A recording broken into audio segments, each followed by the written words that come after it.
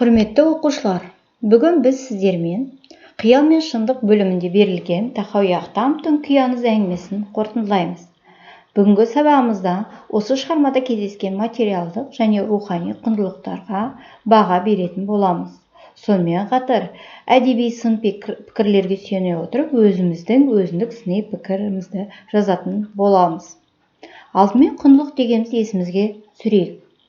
Құндылық бұл қандай да бір нәрсенің мәнділігі, маңыздылығы, қалаулығы, пайдалылығы және қымбаттығы.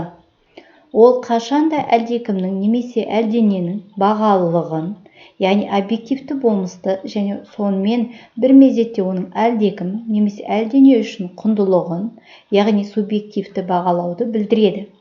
Дүние құндылыққа толы материалды, яғни заттар, әшекей бұйымдар, алтын мен асыл тастар, ақша, меншік және тағы басқа. Табиғи құндылықтар күннің атуы мен батуы, теңіздер мен таулар, гүлдер және тағы басқалар. Көркем құндылықтар әдебиет пен өнер туындылары және адами құндылықтар сұлулығы мен ізгі қасиеттері. Бір нәрсені екіншісін артық көру жалпы тірі табиғатқа тән нәрсе. Осы әңгімені оқу барысында біз мынандай құндылықтарды байқадық. Отбасы құндылығы, өнер құндылығы, материалдық құндылық және рухани құндылық. Осы құндылықтарға байланысты сізге тапсырма беріледі. Сұраққа жауап беріңіз. Жаңылдың жасы 16-17 шамасында болса да, неге ол айттырылмаған, немесе неге тұрмысқа шықпаған? Естемес күйшілік өнердің қиын екенін білсе де, неге бұл өнерін тастамайды? Естеместің елуді алқындырса да, үйленбей жүру себебі неде? Естемес күй арқылы нарды идірсе де, жаңылға қолы жетпей, өз жолын Оразымбетке беруін қалай бағалар едің? Мүмкін естемеске істің аяғын күту керек пе?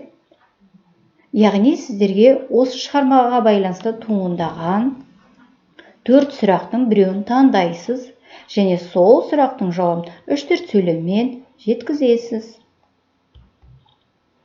Енді бұл шығарма несімен құнды? Ойланып көрейікші.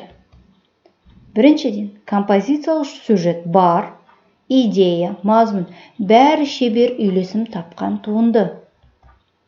Әңгіменің идеясы уақыттың, өмірдің өтпелі екендігі.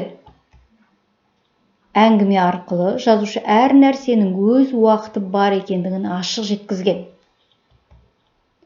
Естемес қанша жақсы күйші болғанмен, жас қыздың жүрек қалауы өзінің тең құрбысы Оразымбет болды.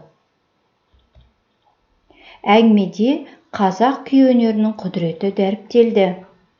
Міне бұның барлығы шығарманың құндылығын білдіреді. Енді келесі тапсырма. Бұл тапсырманы орындау үшін сіз бұл әңгіменің мазмұнын еске түсіріңіз.